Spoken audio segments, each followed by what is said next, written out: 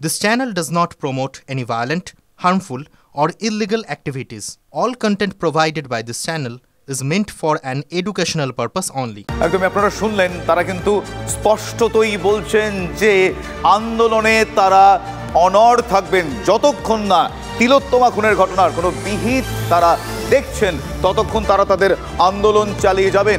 কিছুক্ষণ আগে এই তিলোত্তমা খুনের ঘটনার লেটেস্ট আপডেট, অন্যতম গুরুত্বপূর্ণ আপডেট, আরজি করের অধ্যক্ষ সন্দীপ ঘোষ তিনি ইস্তফা দিয়েছেন। নিগৃহীতার নাম অন্তত 6 বার প্রকাশ্যে উচ্চারণ করলেন সন্দীপ ঘোষ। সর্বোচ্চ আদালতেরও নিয়ম অধ্যক্ষ জানেন না। আমরা বিস্মিত হলাম, আমরা অবাক হলাম। তার কারণ তিনি যখন তার ইস্তফাপত্র জমা দেওয়ার কথা ইস্তফার কথা জানাচ্ছিলেন, তিনি নানা নৈতিক কথা বললেন, কিন্তু তিনি আরজি করের অধ্যক্ষ হয়ে কেন জানেন না এটা যে নির্যাতিতার নাম, মৃতার নাম প্রকাশ্যে উচ্চারণ করা যায় না। তিনি বারবার তার সাংবাদিকদের মুখোমুখি হয়ে তার ইস্তফার কথা ঘোষণার সময় বারবার তিনি মৃতার নাম উচ্চারণ করলেন। আমরা সত্যি এক্ষেত্রে অবাক হলাম। আমার সহকর্মী সুমন রয়েছেন। সুমন, সন্দীপ ঘোষের ইস্তফা এই মুহূর্তে অত্যন্ত গুরুত্বপূর্ণ আপডেট। তিনি বারবার সাংবাদিকদের সামনে মৃতার নাম বলে ফেললেন। কি করে তিনি বললেন, কেন বললেন আমাদের জানা নেই। শুধু তাই নয়, তার বিরুদ্ধে অনেক অভিযোগ আমরা জানি। তিনি পাল্টা সেই বিষয়টাও চ্যালেঞ্জ করলেন। তার পরবর্তী পদক্ষেপ তিনি জানেন না বললেন, তার বদলির কথাও তিনি জানেন না বললেন। কি এক্স্যাক্টলি?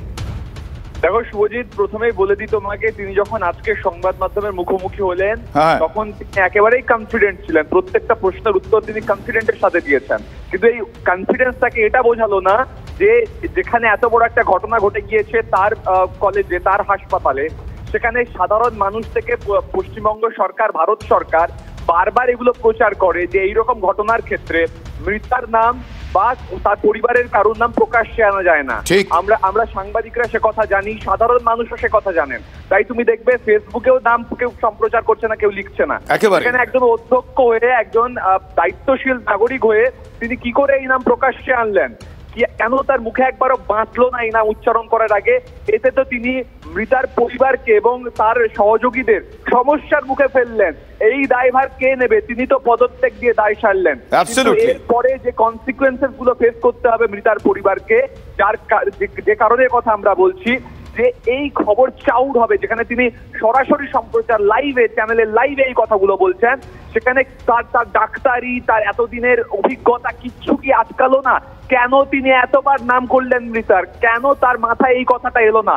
আজকে আমরা নয়, গোটা সমাজ, গোটা বুদ্ধিজীবী মহল, শিক্ষিত নাগরিক প্রত্যেকে এই প্রশ্নটা তুলছেন, যেখানে প্রত্যেকে একটা অন্য নাম ব্যবহার করছেন। আমরা নাম রেখেছি তিলোত্তমা, সেখানে তিনি কি করে এই নামটি বারবার উচ্চারণ করতে পারলেন? এই প্রশ্ন কিন্তু উঠছে। একদমই তাই। পদত্যাগের সময়ও দায়িত্ব জ্ঞানহীন আচরণ অধ্যক্ষর, এ কথা আমরা বলতে বাধ্য হচ্ছি। সুমন, আপাতত তোমায় ধন্যবাদ জানাই। দর্শকদের আরও একবার জানিয়ে রাখবো, কিছুক্ষণ আগেই আরজি করের অধ্যক্ষ সন্দীপ ঘোষ তিনি ইস্তফা দিয়েছেন। তিনি তার পদ থেকে ইস্তফা দিয়েছেন। ইস্তফা দেওয়ার সময় তিনি যখন সাংবাদিকদের মুখোমুখি হয়েছিলেন, সেই খবর জানানোর জন্য তিনি যখন মুখোমুখি হয়েছিলেন, তিনি দায়িত্ব জ্ঞানহীন আচরণ করেছেন। আমরা বলতে বাধ্য হচ্ছি, তার কারণ আমরা প্রত্যেকেই জানি যে মৃতার নাম প্রকাশ্যে আনা যায় না। কিন্তু সন্দীপ ঘোষ তার সাংবাদিক সম্মেলনে কিছুক্ষণ আগে তিনি যখন জানাচ্ছিলেন বারবার তার ইস্তফার কথা, তিনি বারবার নিগৃহীতার নাম অন্ততপক্ষে 6 টাইমস, 6 বার প্রকাশ্যে উচ্চারণ করলেন। সর্বোচ্চ আদালতের নিয়মও অধ্যক্ষ জানেন না, এটা বলতেও আমাদের সত্যি বিস্ময় হচ্ছে, আমাদের খারাপ লাগছে। কিন্তু তার ইস্তফার কথা এখনো পর্যন্ত যেটুকু তিনি জানিয়েছেন, তিনি তার কর্মবিরতির কথাও পাশাপাশি বলেছেন, কিন্তু পরবর্তী পদক্ষেপ, তার বদলির খবর, সে সংক্রান্ত কোনো তথ্য তার কাছে নেই বলে তিনি আজকে সাংবাদিকদের প্রশ্নের মুখোমুখি হয়ে জানিয়েছেন। তার বিরুদ্ধে এর আগেও বারবার নানা অভিযোগ উঠেছে, কিন্তু সেই সমস্ত অভিযোগের কথা তিনি অস্বীকার করেছেন। শুধু তাই নয়, তার একটি বক্তব্য নানাভাবে চাউর হয়, যে তিনি বলেছিলেন যে রাতে এই মুহূর্তে আমাদের সঙ্গে ফিরদৌস শামীম রয়েছেন টেলিফোন লাইনে। তার সঙ্গে কথা বলবো। হ্যাঁ, তার সঙ্গে কথা বলবো। শামীম, আপনি কিভাবে দেখছেন বিষয়টা? আজকে আমরা এখন প্রাক্তন তাকে হয়তো বলা যায়, তিনি বারবার প্রেস কনফারেন্সে সাংবাদিকদের সামনে অন্ততপক্ষে 6 বার মৃতার নাম উচ্চারণ করলেন। তিনি নিয়মটা জানেন না। এত বড় দায়িত্ব জ্ঞানহীনতার পরিচয় কি করে দিলেন? আপনি বিস্মিত? দেখুন, নতুন যে ক্রিমিনাল ল এসছে সেখানেও নির্দিষ্টভাবে বর্ণিত আছে, এবং এর আগে সুপ্রিম কোর্ট বারবার বলেছেন যে কখনোই রেপ ভিকটিমের নাম কখনোই জনসমক্ষে আনা যায় না। ঠিক একজন এরকম একটি গুরুত্বপূর্ণ পদাধিকারী তিনি যদি এরকম করে রেপ ভিকটিমের নাম বারবার বলেন, সেটা শুধুমাত্র যে অনৈতিক তাই নয়, এটা বেআইনিও এবং এটা অপরাধও। এইভাবে বারবার তিনি নাম প্রকাশ করে যে তিনি কি করতে চাইলেন তিনি সব থেকে ভালো অ্যান্সার দিতে পারবেন। কিন্তু আমরা দেখেছি এর আগেও এই প্রিন্সিপাল বারবার তিনি যে মন্তব্যগুলো করেছেন সেটা দায়িত্ব জ্ঞানহীন। তিনি প্রথমেই বলে দিলেন সেটা আত্মহত্যা, তারপরে তিনি এতদিন পরে তিনি পদত্যাগ করলেন। আমি বুঝতে পারলাম না সরকার কেন তার বিরুদ্ধে কোনো ব্যবস্থা গ্রহণ করলো না, তাকে পদত্যাগ করার সুযোগ কেন দিল। তারপর পদত্যাগ করার সময় তিনি বারবার তিনি রেপ ভিকটিমের নাম প্রকাশ করে তিনি কি করতে চাইলেন এটা সব থেকে ভালো উত্তর দিতে পারবেন তিনি। তবে আমি মনে করি এই যে প্রিন্সিপালের যে ভূমিকা, এই প্রিন্সিপালকে এই ইনভেস্টিগেশনের আওতাধীন করে তারও কিন্তু ইন্টারোগেশন করা উচিত বলে আমি মনে করি।